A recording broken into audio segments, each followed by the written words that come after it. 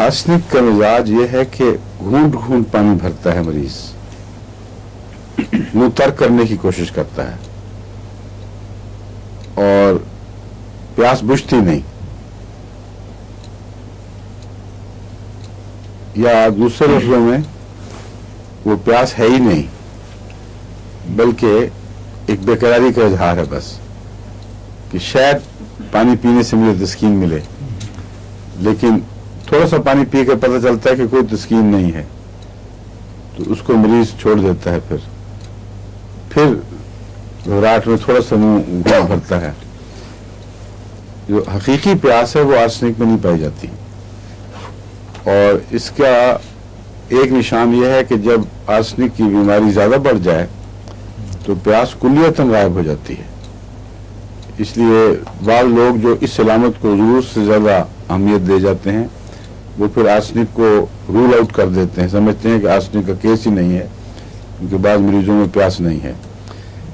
Arsenic का मिजाज जब ज्यादा आगे जब बीमारी में ज्यादा आगे बढ़ जाए तो उसकी प्यास बस औकात बुझ जाती है और बेचैनी कायम रहती है,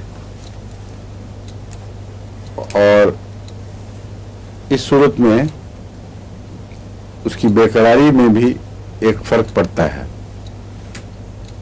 जब बीमारी बहुत आगे ना बढ़ी हो तो सारे जिस्म को हरकत देता है मरीज, एक जगह से उठ के दूसरी जगह जाएगा, एक करोड़ से दूसरी करोड़ में जाएगा, लेकिन जब आप पूछें तो ये नहीं कहेगा कि मेरे बदन में दर्द थी इसलिए मैं हरकत कर रहा हूं। महज वो बेकरारी से, जैसे गालिब कहते हैं काव काव कावे काव कावे कावे सख्त जानी, या असल में है काव कावे सख्त जानी। कानून लोग कावे कावे पढ़ जाते हैं, मगर असल तो है काव कावे सख्त जानी हाय तनाई न पूछ। वो सख्त जानी की जो बेकरारी है ना, उसको आर्सेनिक से मुशाबे करा दिया जा सकता है।